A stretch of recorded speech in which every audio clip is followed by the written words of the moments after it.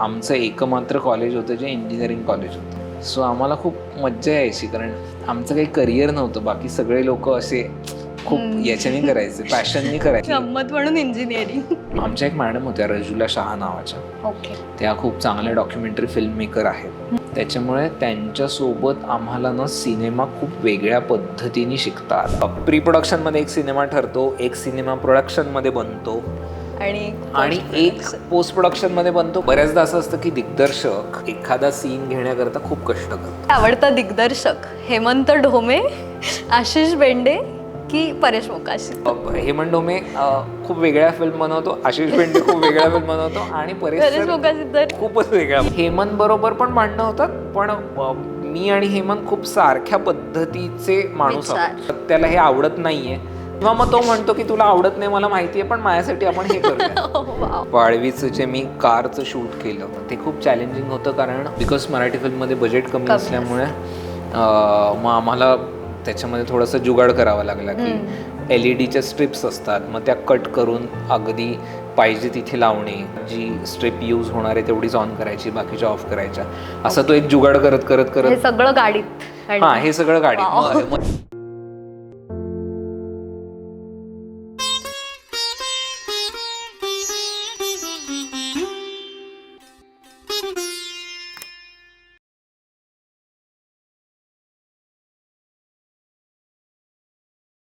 हाय, hello, नमस्कार मंडळी.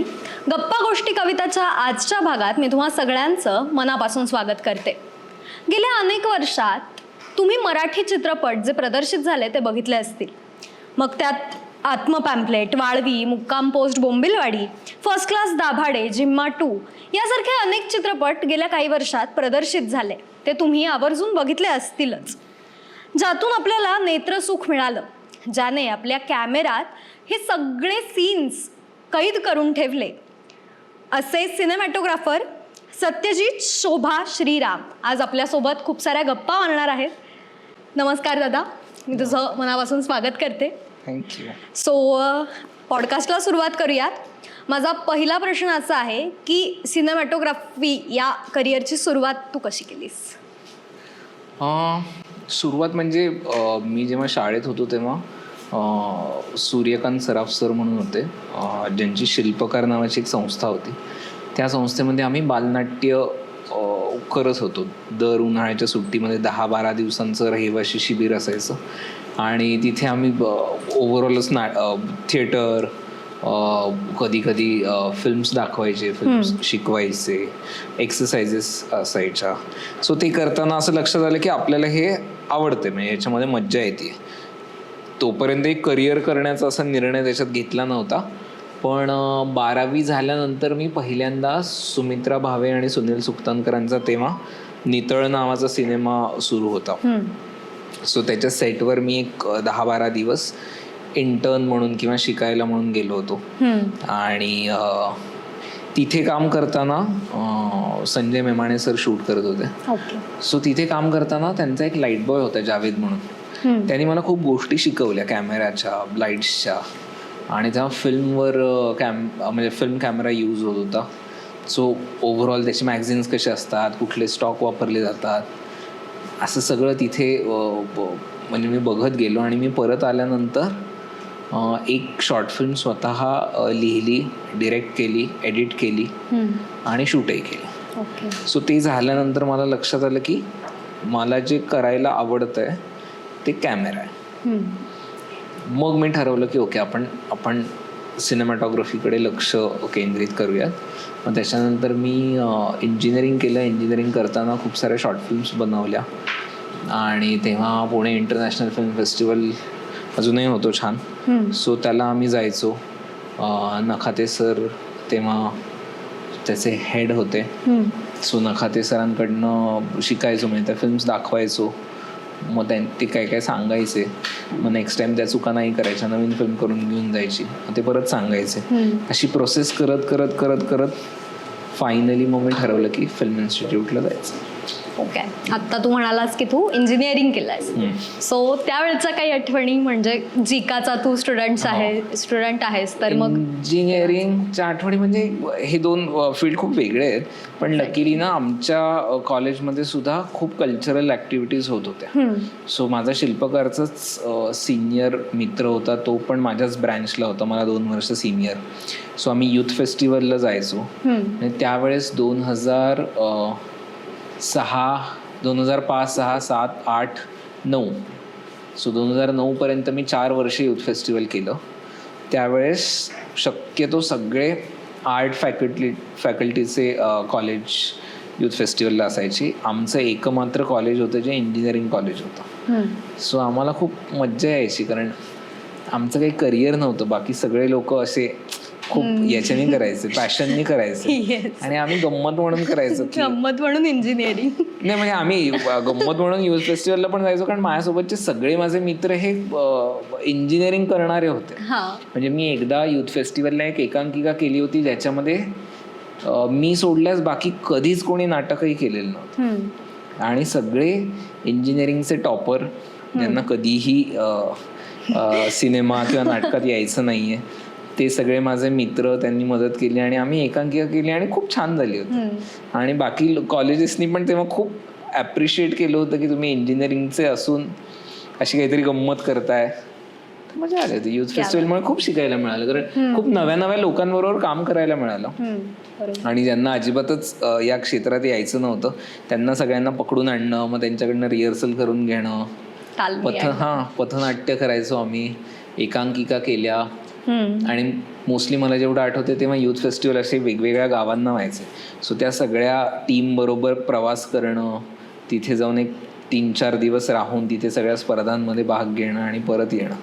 So मजा होती खूप इंजिनिअरिंगला. आणि इंजिनिअरिंग करत असताना आम्ही खूप सारे शॉर्ट फिल्म केल्या. म्हणजे माझे जे बाकी शिल्पकाराचे मित्र होते, कोणी मेडिकलला होतं, कोणी अजून वेगवेगळ्या फॅकल्टीजला होतं. सो आम्ही माझं इंजिनिअरिंग चालू असताना आम्ही खूप साऱ्या शॉर्ट फिल्म्स केल्या, ज्याच्यामुळे मला पुढे फिल्म इन्स्टिट्यूटला जाताना माझ्याकडे माझा पोर्टफोलिओ तयार होता. आणि मला एक्सपिरियन्स पण होता बऱ्यापैकी की एक्झॅक्टली फिल्म मेकिंग कशी असते, काय काय चुका करतो आपण, काय काय शिकायचं असतं, ते एक त्या शॉर्ट फिल्म्समुळे बऱ्यापैकी मला माहिती होतं. ओके. आणि म्हणजे इंजिनिअरिंग झाल्यानंतर तू बजाजमध्ये पण जॉब केलास? आम्ही एक 4 महिने जॉब केला बजाज. ओके. म्हणजे ते फक्त एक्सपिरियन्स घेण्यासाठी की काय? सो काय होतं ना, बऱ्याचदा असं होतं की ही फील्ड जी आहे ती खूप ना ग्लॅमरस फील्ड आहे. सो इन्फॅक्च्युएशन सारखं असं आपल्याला वाटतं की मला पॅशन आहे आणि मला इकडेच जायचं आहे, आणि नंतर मग जेव्हा याचे स्ट्रगल्स येतात तेव्हा असं होतं की हे काही घडत नाही. सो मला ते पण चेक करायचं होतं की आपल्याला हे खरंच आवडतंय का आणि आपण पॅशनेटली करू शकणार आहेत का. सो म्हणून मी इंजिनिअरिंग झाल्यानंतर एक 4 महिने जॉब करून बघितला की जॉब तर नाही आवडत आहे ना, म्हणजे असं नाही होणार नाही की आपल्याला जॉब आवडायला लागलाय तर मग इकडे नको जायला. आणि मला माझा DSLR विकतही घ्यायचा होता. सो मला जो पगार मिळाला त्याच्यात मी माझा DSLR विकत घेतला आणि मग मी जॉब सोडला. क्या बात आहे. आत्ता तू म्हणालास की FTIIला तू गेला होतास, तर मग FTIIचं तुझ्या आयुष्यातलं स्थान आणि तिथल्या आठवणी, तिथे तुला काय काय शिकायला मिळालं त्याबद्दल थोडं सांग. सो FTI हा कोर्स जो आहे तो 2 पद्धतींचा आहे. एक सर्टिफिकेट कोर्स आहे जो 1 वर्षाचा असतो, आणि एक 3 वर्षाचा डिप्लोमा कोर्स आहे. सो मी जो केला तो सर्टिफिकेट कोर्स केला 1 वर्षाचा. मी इंजिनिअरिंगला असताना एकदा एंट्रन्स दिली होती 3 वर्षाच्या कोर्सची, ज्याच्यात मी सिलेक्ट नाही झालो. मग इंजिनिअरिंग पासआउट झाल्यानंतर मी याची एक्झाम दिली आणि मी सिलेक्ट झालो. सो त्याची एंट्रन्स पण खूप अवघड असते. त्याच्या फक्त 12 सीट असतात ऑल ओव्हर इंडिया, आणि त्याच्यातनं मग तुम्ही रिटन क्लिअर होता, मग तुमचा इंटरव्ह्यू असतो. सो ती ओव्हरऑल प्रोसेस खूप शिकवणारी आहे. म्हणजे तुम्ही FTIला सिलेक्ट झालात नाही झालात तरी त्या एंट्रन्ससाठी तुम्ही जो अभ्यास करता तो अभ्यास खूप तुम्हाला पुढे फायद्याचा ठरतो. कारण कुठल्याही बाकी मेडिकल किंवा इंजिनिअरिंग एंट्रन्स सारखा प्रॉपर त्याचा एक सिलेबस, त्या पद्धतीने अभ्यास, वेगवेगळे सिनेमे बघणे, वेगवेगळ्या लोकांची चर्चा करणे, असं सगळंच त्याच्यामध्ये असल्यामुळे त्याच्याने तयारी खूप चांगली होते. आणि 2011ला मी सिलेक्ट झालो 2011 2012 असा मी 1 वर्षाचा सिनेमॅटोग्राफीचा कोर्स केला. FTIचं काय, कुठल्याही फिल्म स्कूलचं किंवा कुठल्याही शिक्षणाचा फायदा असा होतो की तुम्हाला मुळात लँग्वेज तुमची तयार होते. म्हणजे नॉर्मली आता मलाही खूप जण विचारतात की फिल्म स्कूलला जायला पाहिजे की नाही, तर मी सगळ्यांना सांगतो हेच की फिल्म स्कूलला का जायला पाहिजे. कारण नॉर्मली इंडस्ट्रीमध्ये असिस्ट करत असताना तुम्हाला गोष्टी शिकायला मिळतात. पण समजा मी कोणाला तरी असिस्ट करतोय तेव्हा मी फक्त ज्यांना असिस्ट करतोय ते काय पद्धतीने काम करतायत तेवढंच बघू शकतो. मला तिथे तो स्कोप नसतो की स्क्रिप्ट कशी आहे, शॉर्ट डिव्हिजन कसं केलंय, ट्रीटमेंट काय आहे, किंवा डिरेक्टरचा पॉइंट ऑफ व्ह्यू काय आहे, हे खूप जास्त त्याच्यात कळत नाही. पण फिल्म स्कूलमध्ये असं असतं की फिल्म स्कूलमध्ये तुम्ही खूप चर्चा करू शकता. फिल्म स्कूलमध्ये तुम्ही खूप सिनेमे बघता, त्याच्यावर चर्चा करता, खूप साऱ्या प्रोजेक्टविषयी चर्चा करता, एकमेकांच्या प्रोजेक्टमध्ये मदत करता.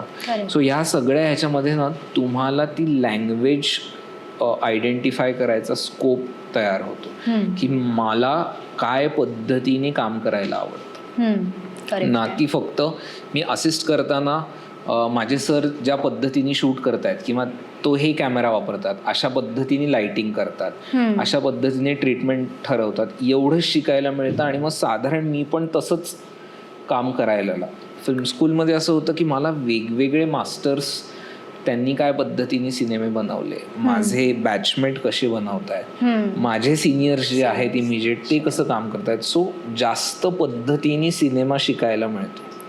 आणि त्याच्यानी स्वतःची एक भाषा कशी तयार करता येईल याची शक्यता तयार होते. त्याच्यामुळे फिल्म स्कूल ही खूप आवश्यक गोष्ट आहे.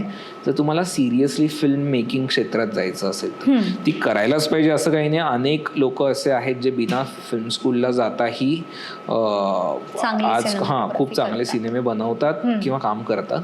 पण तुम्ही जर गेलात तर ऑब्व्हियसली त्याचा फायदा होतो.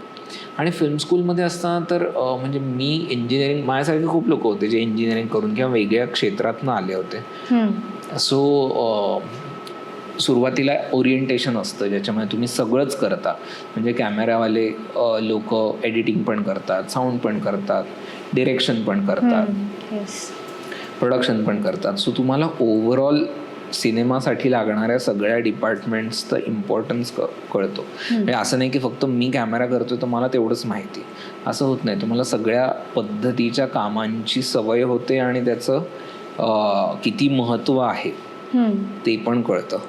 आणि FTIला असताना एक खूप चांगल्या गोष्टी अशा म्हणजे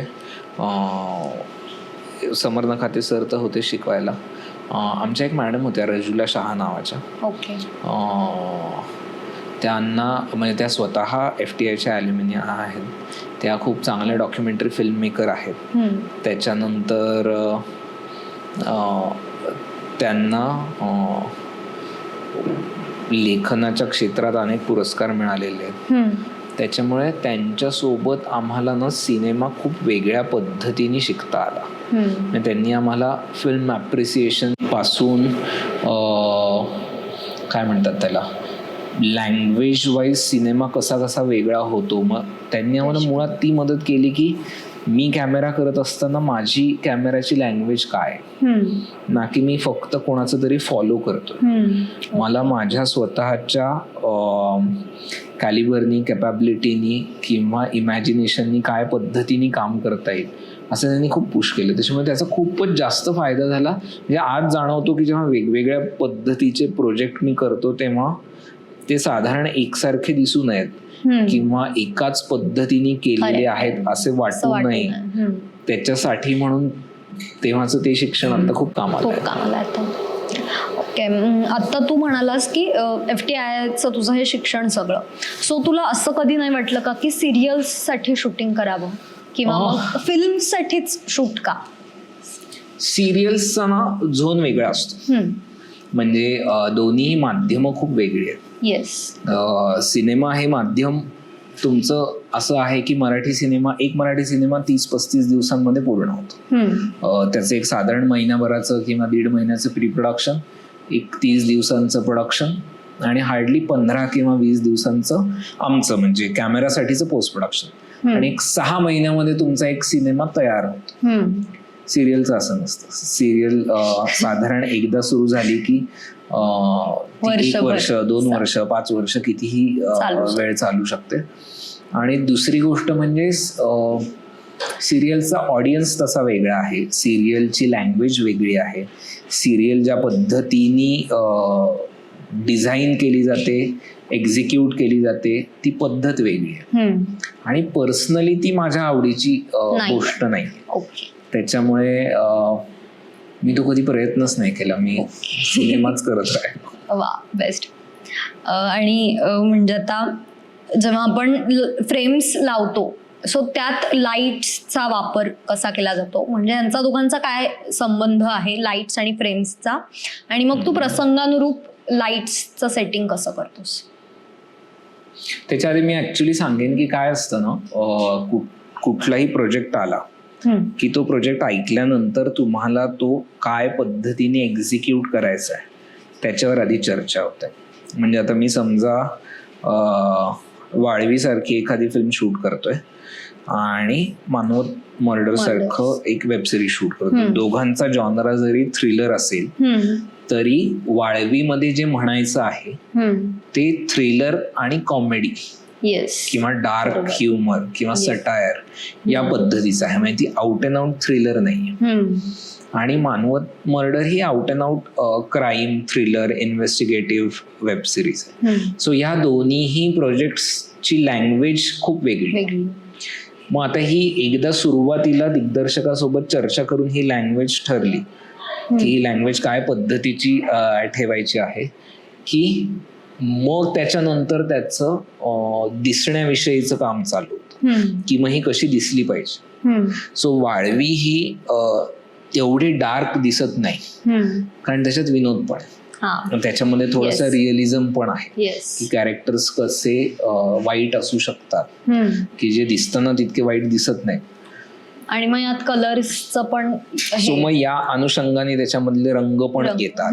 मग त्याची लाइटिंग स्टाईल डिझाईन होते की आपल्याला हे किती डार्क दाखवायचंय, रंगांनुसार हे किती ब्राईट दाखवायचंय, किती डार्क दाखवायचंय, किती कलरफुल दाखवायचंय, त्या कॅरेक्टर्सचे कॅरेक्टर विषय. मग एकदा रंग ऍज इन त्याचा लुक ठरला की मग त्याचं कलर पॅलेट ठरतं. कलर पॅलेट म्हणजे ओव्हरऑल सिनेमामध्ये वापरले जाणारे रंग याचं सुसूत्रता कशी आहे त्याला कलर पॅलेट म्हणतो. म्हणजे बॅकग्राऊंडचे जे रंग असतात ते आर्ट डिरेक्शन मध्ये येतात, कपड्यांचे रंग जे असतात ते कॉस्ट्युम मध्ये येतात, आणि प्रकाश योजनेमधले जे रंग असतात म्हणजे लाईट डिझाईन मधले ते आमच्या कॅमेऱ्याच्या डिपार्टमेंटमध्ये येतात. पण या सगळ्या पद्धतीच्या रंगांना मला ऍज अ सिनेमॅटोग्राफर एकत्र बांधावं लागतं. कारण माझा पिवळा रंगाचा प्रकाश जर हिरव्या भिंतीवर पडणार असेल आणि निळ्या भिंतीवर पडणार असेल तर तो वेगळा दिसणार आहे. आणि ते मलाच माहिती असू शकतं की मी काय पद्धतीची लाइटिंग करणार. त्याच्यामुळे मग भिंतीचा रंग मला पिवळा ठेवायचा आहे, हिरवा ठेवायचा आहे का निळा ठेवायचा आहे, मग कपड्यांचा रंग मला काय पद्धतीचा ठेवायचा आहे हे मला परत प्रकाश योजना, तुम्ही डेला आउटडोर शूट करताय इनडोर शूट करताय, हे सगळं विचारात घेऊन ठरवावं लागतं, ज्याला कलर पॅलेट म्हणतो. आणि या सगळ्या गोष्टी तो सिनेमा तुम्हाला काय पद्धतीने दाखवायचा आहे याच्यावर ठरतं. त्याच्यामुळे तू जे लाइटिंगचं म्हणालीस फ्रेम वाईज, ते फ्रेम वाईज न ठरता ती लाइटिंग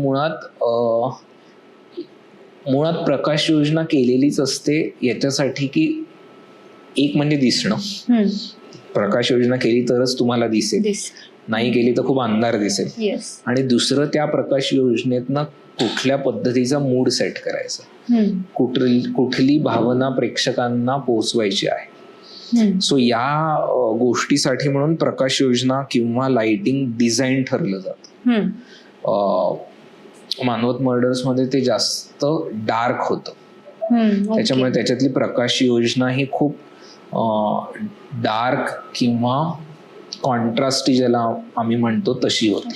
वाळवीमध्ये तेवढं डार्क आणि कॉन्ट्रास्टी नव्हतं. ओके.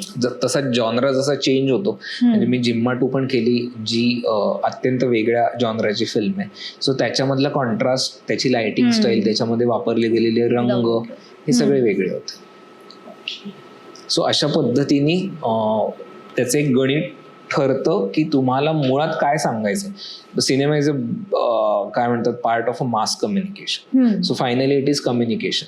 सो मला काय कम्युनिकेट करायचं आहे त्यानुसार ठरतं की colour palette, light design, framing म्हणजे कॉम्पोजिशन, या सगळ्या गोष्टी कशा असतात. तर तुझ्यासाठी असा सगळ्यात चॅलेंजिंग वाटलेला एखादा लाईट्स लावण्याचा आणि सिनेमॅटोग्राफी शूट करण्याचा एखादा सीन आम्हाला सांग.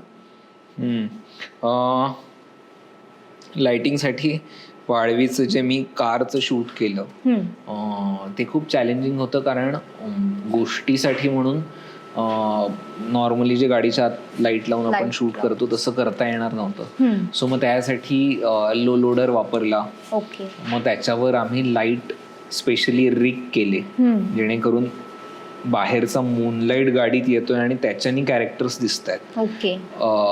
मग त्याच्यासाठी म्हणून नॉर्मली जर मोठा सेटअप असेल, बजेट जास्त असेल तर तुम्ही वेगवेगळे प्रकार करू शकता.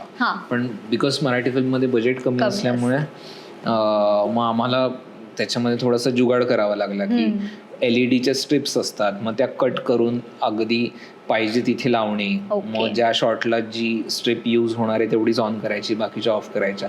असं तो एक जुगाड करत करत करत सगळं गाडीत. हे सगळं गाडीत. मग एकदा आम्ही असंही केलं होतं की गाडीची एक सीट काढली, मग त्या एक सीट काढून मग तेवढं डायनामिक कनेक्शन वगैरे सगळं कसं ते आता काय म्हणजे काय गाडीच्या बॅटरीवर, कधी कधी इन्व्हर्टर बॅटरी सेटअप अशा पद्धतीने यूज केले होते. कधी कधी काय म्हणतात त्याला म्हणजे आता मानवत शूट करत असताना काही सीन्स असे होते की तो जो जुन्या काळातला कंदील होता म्हणजे बत्तीसारखं जे असतं, चिमणी, चिमणीपेक्षा मोठं, ज्याच्यामध्ये ते एक असं बल्ब सारखं असतं आणि तो पेटलेला असतो. सो आता त्याच्यात तो एकच सोर्स आहे, दुसरं काहीच नाहीये आणि त्या सोर्सवर फक्त शूट नाही होऊ शकत. सो मग मी छोटे लाईट असतात ते त्याच्यामध्ये टाकून त्याला डिफ्युजन आणि जेल लावून मग ते वापरले. सो असं काहीतरी जुगाड करावे लागतं. म्हणजे जेव्हा तुमच्याकडे खूप रिसोर्सेस नाहीयेत पण येट तुम्हाला काहीतरी सिनेमॅटिक करायचंय तेव्हा तसे जुगाड करावे लागतात. सो मग हे सगळं FTI मध्ये तुला शिकायला मिळालं. आणि प्लस आम्ही जेव्हा शॉर्ट फिल्म करायचो तेव्हा अशाच पद्धतीने काही आयडिया करायचो. म्हणजे तेव्हा ट्रॅक अँड ट्रॉली नव्हत्या, मग त्या चटईवर ट्रायपॉड ठेवायचं आणि चटई ओढायची. हे सगळेच जण करतात. म्हणजे अशा पद्धतीने अशा पद्धतीने काय म्हणतात शॉर्ट डिझायनिंग करणं. किंवा मानवतला खूप सारे शॉर्ट्स आम्ही असे डिझाईन केले होते की जिथे स्टेडी कॅमनी शॉट वर्क होऊ शकतो, पण एकाच दिवशी तुम्हाला स्टेडी कॅम आणि अजून एक स्पेशल इक्विपमेंट दोन्ही गोष्टी सेटवर नसणार. सो एकच इक्विपमेंट आहे, मग त्या इक्विपमेंटनी स्टेडी कॅम सारखा इफेक्ट कसा आणता येईल. सो मग याच्यासाठी डोकं लावायचं, मग याच्यासाठी अजून काय काय जुगाड करता येतील. सो काय म्हणतात त्याला, तुमच्या शिक्षणाचा फायदा हाच होतो की तुम्ही परमिटेशन कॉम्बिनेशन करून या गोष्टी. आणि मग मेकॅनिकल इंजिनियर असल्यामुळे पण कुठेतरी जुगाड बेसिकच. इंजिनिअरिंगच्या माझ्या शिक्षणाचा फायदाच असं झाला की प्रत्येक वेळेस प्रॉब्लेम आला की त्याला प्रॉब्लेम सॉल्व्हिंग टेक्निक काय वापरता येईल, की ओके हा प्रॉब्लेम आहे आपण असं करूयात, हा प्रॉब्लेम सोल्युशन बेस्ड. सो त्याच्यामुळे खूप फायदा आहे. बेस्ट. आता तू FTI बद्दल पण सांगितलं, तिथल्या तुझा त्या मॅडम. सो तुझा आवडता सिनेमॅटोग्राफर मग कोण होतं? FTI मधलं कोणी होतं की बाहेरचं कोणी असं आहे? आणि मग त्यांच्या सिनेमॅटोग्राफीचा तुझ्या कामावर कसा परिणाम होतो? सो मी दोन्ही सांगतो, फिल्म मेकर पण सांगतो आणि सिनेमॅटोग्राफर पण सांगतो. मुळात काय होतं ना, प्रत्येक म्हणजे असा एक माणूस नाहीये की हा मला आवडतो असं. वेगवेगळ्या गोष्टींसाठी म्हणून वेगवेगळे लोक आवडतात, वेगवेगळ्या स्टाईल्ससाठी. परत आयुष्यातल्या वेगवेगळ्या टप्प्यांवर तुम्हाला वेगवेगळे लोक पण आवडतात भेट. जसं जसं सिनेमा कळत जातो. येस. सो रॉजर डिकन्स म्हणून आहेत. त्यांचं काम मला खूप आवडतं, खूप इन्स्पायर करतं. डॉरस खॉन्जी म्हणून आहेत, त्यांचं काम मला खूप आवडतं, खूप इन्स्पायर करतं. त्याच्यानंतर आपल्याकडे भारतामध्ये पंकज कुमार म्हणून आहेत, तसद्दुख हुसेन आहेत, त्याच्यानंतर तुषार कांती रे आहेत.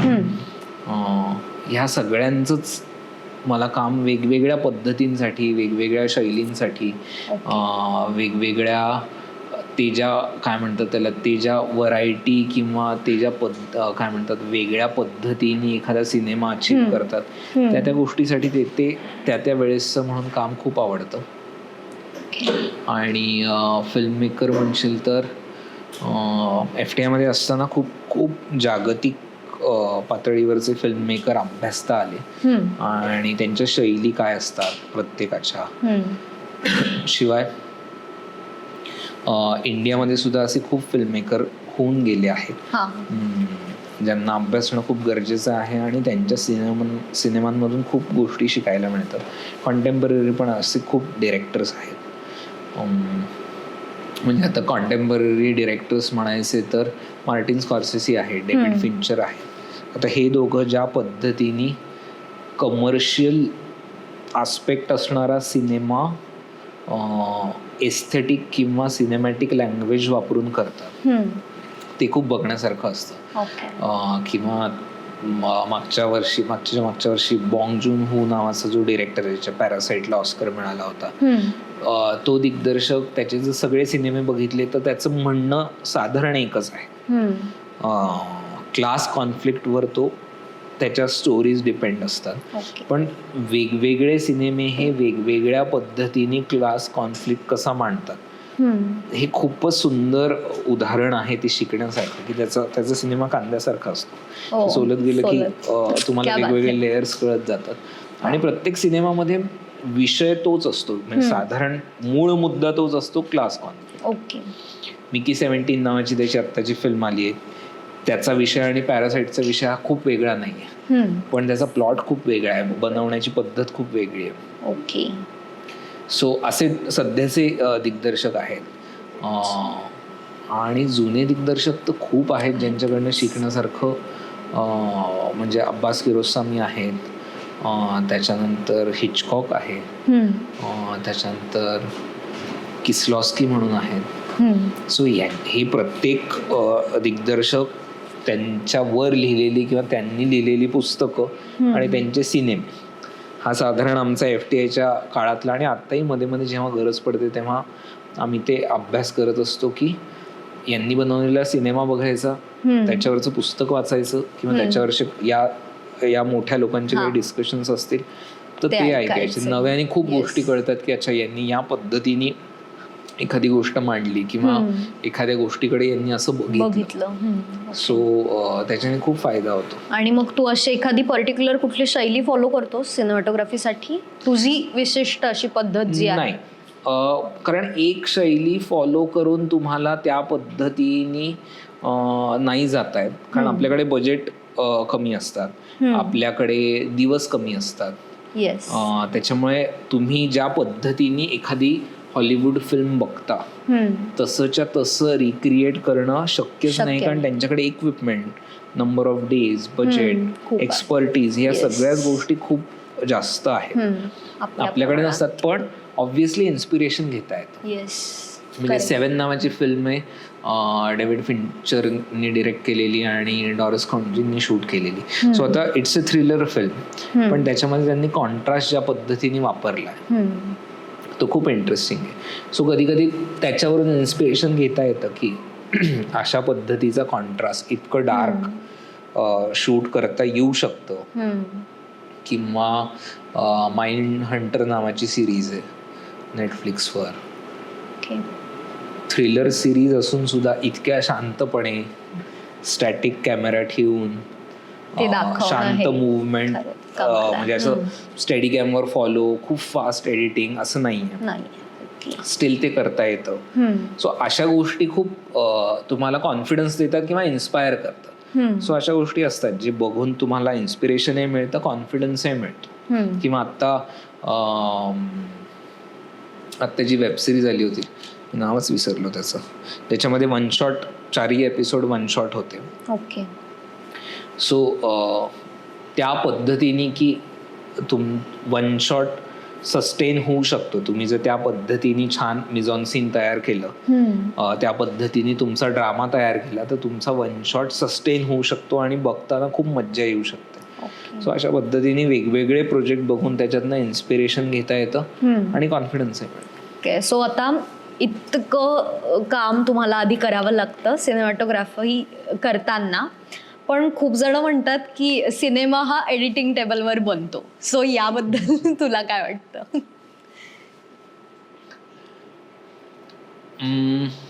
या दोन्ही गोष्टी आहेत. म्हणजे प्री प्रोडक्शन मध्ये एक सिनेमा बनतो, तो इमॅजिनेशनचा असतो की आपण असं करूयात असं करूयात असं. शूटिंगच्या दिवशी एक सिनेमा बनतो, कारण बऱ्याचदा असं असतं की मी ठरवलेलं असतं की आता मस्त आज ब्राईट सनी शूट करूयात, गेल्यानंतर असं कळतं आज ओव्हरकास्ट, मग त्यानुसार बदल होतं. सो प्री प्रोडक्शन मध्ये एक सिनेमा ठरतो, एक सिनेमा प्रोडक्शन मध्ये बनतो आणि एक पोस्ट प्रोडक्शन मध्ये बनतो. कारण एडिटर बऱ्याचदा काय असतं ना, तो कधी शूटवर येत नाही. बऱ्याचदा असं असतं की दिग्दर्शक एखादा सीन घेण्याकरता खूप कष्ट करतो.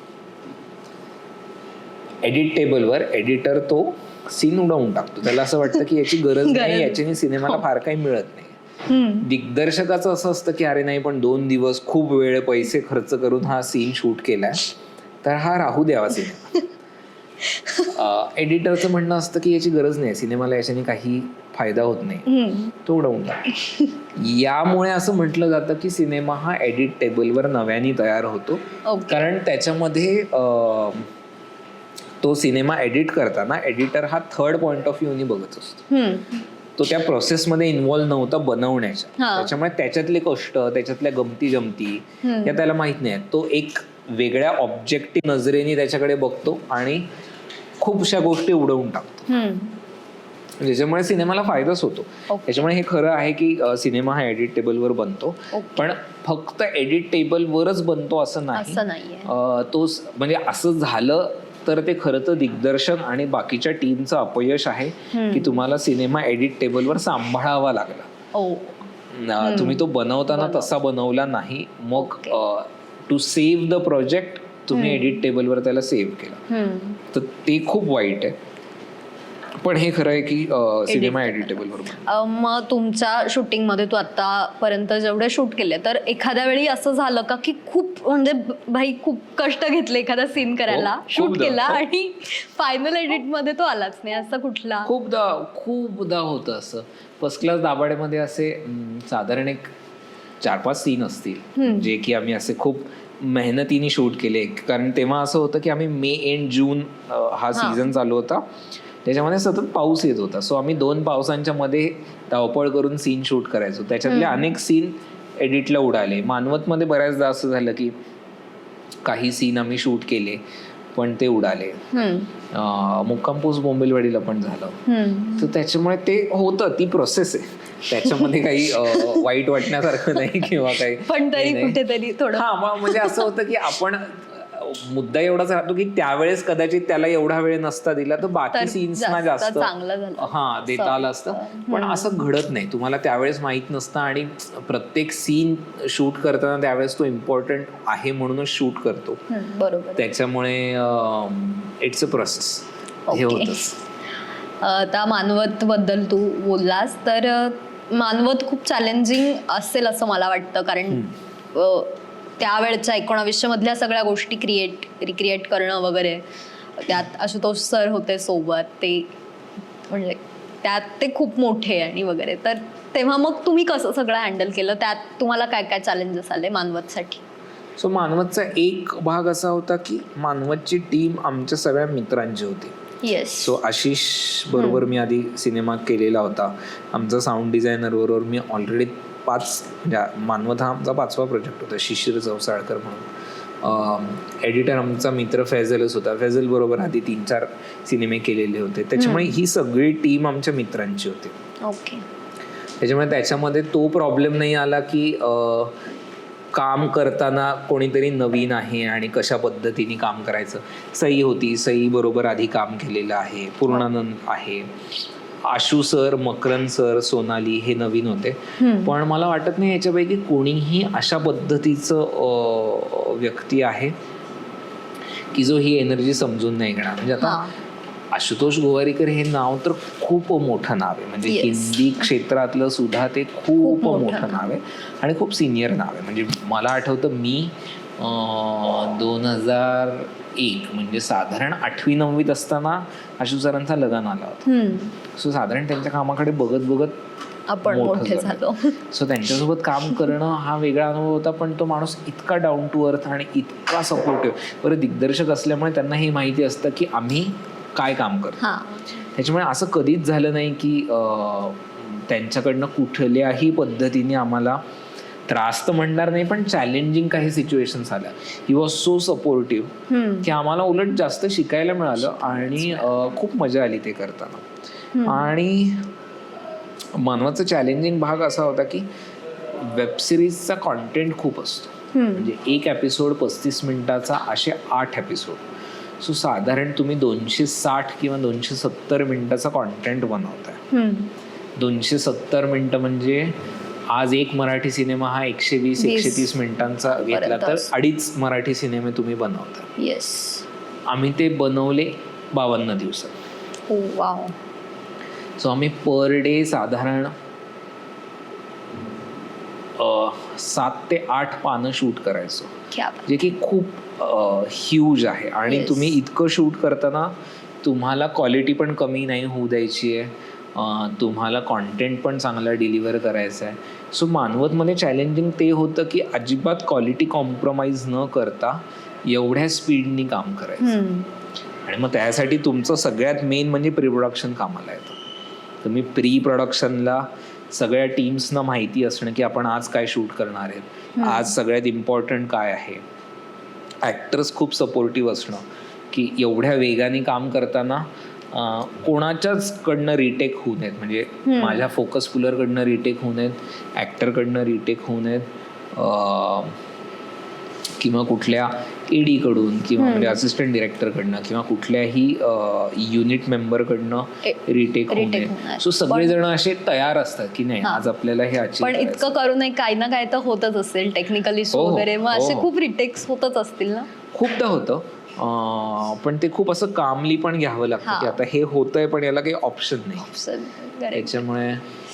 आणि मग तुम्ही मानवतचं पूर्ण शूटिंग मानवतमध्ये केलं? नाही, मेजर शूटिंग आम्ही पुण्याच्या जवळ भोर म्हणून जे आहे गाव, भोरला केलं. आणि काही पार्ट हा मुंबईमध्ये गेला. आणि 10 दिवस आम्ही मराठवाड्यामध्ये पाटोदा नावाचं गाव आहे, बोराडे सरांचं जे गाव आहे त्या गावामध्ये केलं, जे मानवतपासून जवळ आहे. ओके. म्हणजे प्रॉपर मानवतमध्ये शूट केलंच नाही. ओके. आणि ते जे काय मुलींचे सगळे खून वगैरे तुम्ही केले, तर ते कसं सगळं दाखवलं तुम्ही? सो त्याच्यामध्ये खूप सारा VFXचा भाग होता, खूप सारा प्रॉस्थेटिक मेकअपचा भाग होता. साधारण त्याच्या मदतीनेच आम्ही ते केलं. कारण प्रत्येक चॅनलच्या म्हणजे ज्या प्लॅटफॉर्मवर तुम्ही ते दाखवणार आहात त्यांचं गाईडलाईन्स असतं की तुम्ही किती प्रमाणामध्ये अशा पद्धतीचं व्हिज्युअल्स दाखवू शकता. सो त्या मॅन्डेटमध्ये तुम्हाला काय काय चालू शकतं, किती ब्लड बाथ दाखवायचा आहे, किती काय म्हणतात त्याला मेकअपनी किती करायचंय, किती VFXनी करायचंय. आणि मग त्या मुली छोट्या होत्या तेव्हा काय प्रॉब्लेम आला? नाही, फार नाही. त्यांचे आई वडील वगैरे नाही. आजकाल ते खूप चांगलं आहे की आई वडीलच उत्सुक असतात. आई वडील खूप उत्सुक असतात. एक वेब सिरीज करायला मिळते म्हटल्यानंतर ते अगदी हॅपी असतात. आणि आजकाल मुलांना एक्सपोजर इतकं जास्त असतं की त्यांना नाही त्याचं काही फार वाटत आणि ते तयार असतं. म्हणजे आजकाल लहान लहान मुलं सुद्धा अगदी म्हणजे आमचे मानवतमध्ये एक मुलगा आहे, त्याचा बऱ्यापैकी रोल आहे, आशू सरांबरोबर पण आहे. तो सिरियलमध्ये वगैरे पण काम करतो, मला त्याचं नाव नाही आठवत. पण तो अगदी असा इतक्या तयारीचा होता की त्याला समजा सांगितलं की तुला रडायचंय, तर तो असं विचारायचं किती रडायचं. बापरे. तर त्याचं असं हे होतं की थोडंसं डोळ्यात पाणी आणायचं, क्या बात. गळागळा रडायचे, आरडाओरडा करून रडायचे, तर तो तयार होता. आणि बिना ग्लिसरीन, विथ ग्लिसरीन, असं त्याचं सगळं हे होतं. त्याच्यामुळे आजकाल ते एक्सपोजर इतकं जास्त आहे की लहान मुलं सुद्धा अभिनयासाठी तयार असतात. कोणीच असं नसतं की शिकवावं लागतं किंवा त्यांना खूप आई वडिलांना प्रॉब्लेम असतो असं होतं. वा, हे खूप चांगलं आहे असं मला वाटतं. आणि आत्तापर्यंत आता तू इतक्या फिल्म शूट केल्या, तर अशी एखादी फ्रेम जी तुलाही खूप आवडली, सामान्य प्रेक्षकांनाही खूप आवडली, पण तू ज्यांना फॉलो करतो किंवा आता तुझ्या ज्या शिक्षिका वगैरे आहेत त्यांच्याकडून तुला खूप बोलणे खावे लागले की बाबा काय ही अशी फ्रेम तुला? असं कुठल्या ह्याच्यात मला आठवत तर नाहीये की असं कुठल्या ह्याच्यात झालं. ओके. कारण नॉर्मली माझं काम, जे माझे शिक्षक आहेत किंवा माझे कलिग्स आहेत किंवा FTIC जे बॅचमेट आहेत ते बघतात, ते क्रिटिसाइज करतात की याच्यात हे आवडलं, हे नाही आवडलं, याच्यात हे केलं असतं तर जास्त बेटर झालं असतं, या पद्धतीने चर्चा होत असतात. असं नाही झालं कधी की लोकांना खूप आवडले आणि कलिग्सना किंवा बॅचमेट्सला किंवा शिक्षकांना नाही आवडले, असं अजून तरी झालं नाही. ओके. पण बऱ्याचदा तो भाग असतो की तुम्ही काय कंडिशन्स मध्ये शूट केलेलं आहे ते सगळ्यांना माहिती नसतं. त्याच्यामुळे बऱ्याचदा असं होतं की साधारण 1 ते 10च्या स्केलवर मी 9 करू शकत होतो, पण माझ्याकडनं 6च झालं. ते कधी कधी माझ्या लिमिटेशनमुळे असतं, कधी कधी प्रोडक्शन्समुळे असतं, कधी कधी वेदरमुळे पण असतं. आणि तुम्ही ते सगळ्यांना सांगायला नाही जाऊ शकत की याच्यामुळे असं नाही. पण तो काय म्हणतात, तो डिस्कशनचा भाग आहे आणि त्यांनी शिकायला पण खूप मिळतं. म्हणजे जेव्हा जेव्हा असं होतं की माझे मित्र किंवा माझ्या आत्ताचे जे कलिग्स आहेत किंवा बॅचमेट आहेत ते सांगतात की तुझ्या या कामात हे खूप आवडलं, हे नाही आवडलं, तर त्याच्याने एक रिॲलिटी चेक पण राहतो की काय आवडतंय, काय नाही आवडतंय, काय पद्धतीने नेक्स्ट प्रोजेक्टमध्ये चेंजेस करता येऊ शकतात, याही गोष्टी करतात. ओके. एक छोटासा खेळ खेळूयात, रॅपिड फायरचा. सगळ्यात पहिला प्रश्न विचारते, आवडता दिग्दर्शक हेमंत ढोमे, आशिष बेंडे की परेश मोकाशी? रॅपिड फायर म्हणून सांगतो तिघही, कारण तिघांच्या शैली खूप वेगळ्या आहेत. ते तिघांच्या शैली खूप वेगळ्या आहेत, त्याच्यामुळे एक नाही होऊ शकत. म्हणजे हेमंत ढोमे खूप वेगळ्या फिल्म बनवतो, आशिष बेंडे खूप वेगळ्या फिल्म बनवतो आणि परेश मोकाशी खूपच वेगळ्या बनवतात. त्याच्यामुळे याच्यातला एक कोणीच असू शकत नाही. मला तिन्ही खूप आवडतात, कारण तिघांचे जॉनरच वेगळे. ह्या तिघांसोबत कधी भांडणं वगैरे झाले? नेहमीच होतं. म्हणजे प्रत्येक फिल्मला शूटच्या वेळेस असे खूप की डिरेक्टरचं म्हणणं काहीतरी वेगळंच आहे आणि तुला तर नाहीच करायचंय की हेच असते खूप. मग ते कसं? माझं हेमंतचं पण होतं, माझं आशिषचं पण होतं, माझं आणि परेश सरांचं कमी होतं, कारण आमचं रिलेशन थोडं वेगळं आहे. परेश सर आहेत, त्याच्यामुळे एका पॉइंटला त्यांना काय हवं आहे आणि ते खूप टेक्निकल नाहीये, त्याच्यामुळे ते खूप जास्त रिस्पॉन्सिबिलिटी माझ्या हातात येतात की हे टेक्निकल तू बघ आणि हे मी बघतो. त्याच्यामुळे तिथे फार तसं घडत नाही. आशिष बरोबर खूप भांडणं होतात, कारण आशिष अगदी मित्र आहे, माझ्या वयाचा आहे, त्याच्यामुळे त्याच्याबरोबर खूप भांडणं होतात. हेमंत बरोबर पण भांडणं होतात, पण मी आणि हेमंत खूप सारख्या पद्धतीचे माणूस आहोत, म्हणजे विचारपेक्षा माणूस आहोत. त्याच्यामुळे ना आमचं बऱ्याचदा एकमेकांना कळतं की सत्याला हे आवडत नाहीये किंवा मग तो म्हणतो की तुला आवडत नाही मला माहितीये, पण माझ्यासाठी आपण हे करूया. आणि असं होतं की मी त्याला सांगतो मला हे आवडत नाहीये, मी तुझ्यासाठी हे शूट करतो, पण मला ही पण फ्रेम घ्यायची. मग तो म्हणतो बरं तू हे शूट कर आणि हे पण शूट कर. आणि मग एडिटर काय करतो शेवटी? पण मग ते शेवटी सीनच काढून. हा, तसं बरंच होतं की हे दोन्ही घेऊन जातो आणि एडिटर म्हणतो या दोन्हीची गरज नाही, काहीच ठेवायचं. बेस्ट. आवडता अभिनेता इंडस्ट्री, मराठी इंडस्ट्री मधला आपला? अरे बापरे, खूप आहेत असे. आता काय म्हणजे काय कशा क्रमवारीने सांगणार, खूप आहेत. पण मला सिद्धार्थ चांदेकर आवडतो, रेंज खूप चांगली आहे. त्याच्यानंतर मला सचिन खेडेकर खूप आवडतात. ऑब्व्हियसली नाना पाटेकर आणि हे लोक हे सिनियर्स आहेत आणि हे खूप चांगले हे आहेतच. पण हे असे आत्ता मला एकदम इमिजिएट विचारलं हे नाव आठवतं. ओके. वेब सिरीज शूट करायला आवडतात की सिनेमा? मला सिनेमा जास्त आवडतो. ओके. सिनेमॅटोग्राफर तू जर झाला नसतास तर कोण झाला असतास? म्हणजे इंजिनियर तर आहेसच, पण मग जॉब केला असतास? मी शिक्षक, मी आत्ताही शिकवतो. मी आता गेली 12 वर्ष शिकवतो. त्याच्यामुळे मी सिनेमॅटोग्राफर नसतो झालो तर हार्डकोर शिक्षक झालो असतो. ओके. आवडतं शहर पुणे, मुंबई की छत्रपती संभाजी? मुंबई. मग मुंबईतल्या काही आठवणी अशा छान? मुंबईतल्या आठवणी म्हणजे मुंबई ना खूप इन्क्लुझिव्ह शहर आहे. म्हणजे मी मुंबईत गेलो तेव्हा खूप काय म्हणतात त्याला, खूप तरुण होतो. मी पुण्यातही राहिलो. मी संभाजीनगरमध्ये तर जन्माला आलो आणि वाढलो, त्याच्यामुळे हे शहर मला माहिती आहे. पण पुणे तितकं इन्क्लुझिव्ह नाही आहे. पुण्यामध्ये असे समूह ठरलेले असतात आणि त्याच्यामध्ये जाणं अवघड होतं.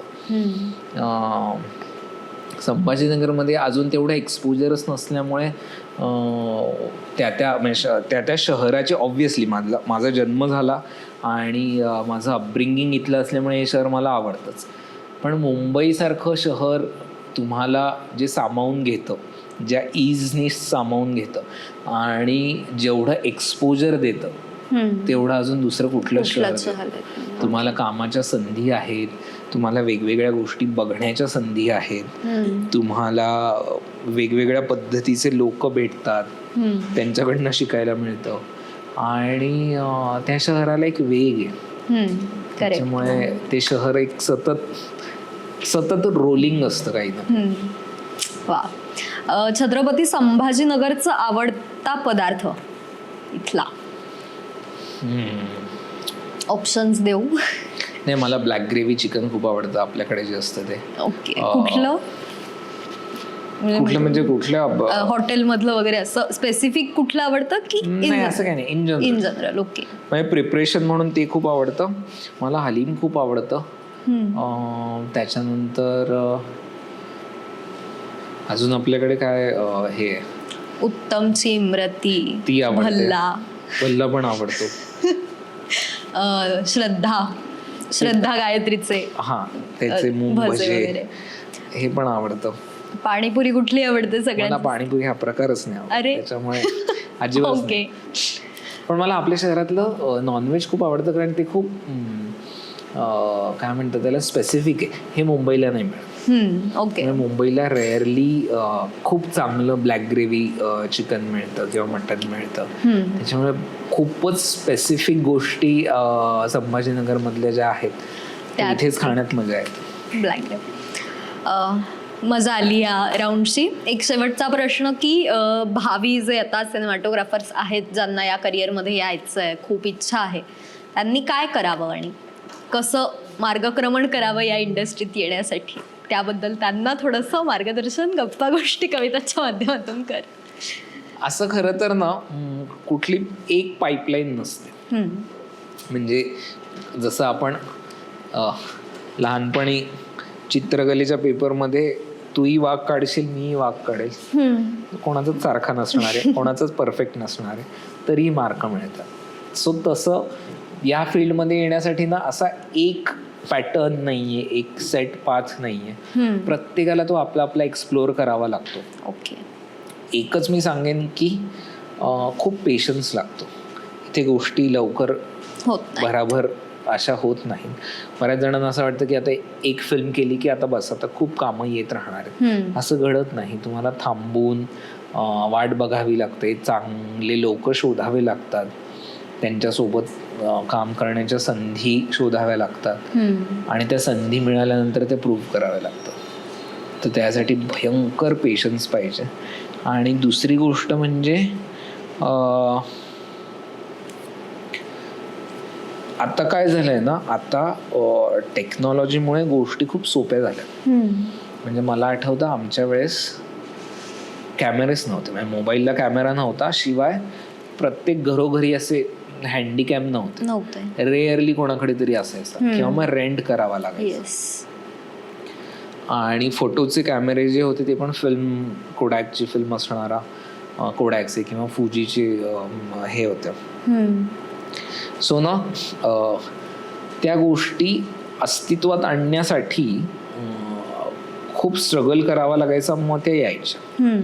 आत्ता काय झालंय, आत्ता माझ्या मोबाईलमध्ये 4K रेकॉर्ड होतं. साधारण मला खूप स्वस्तामध्ये कॅमेरा मिळतो. सो प्रत्येक जण आज ठरवलं की आज सिनेमॅटोग्राफर झालेला असतो.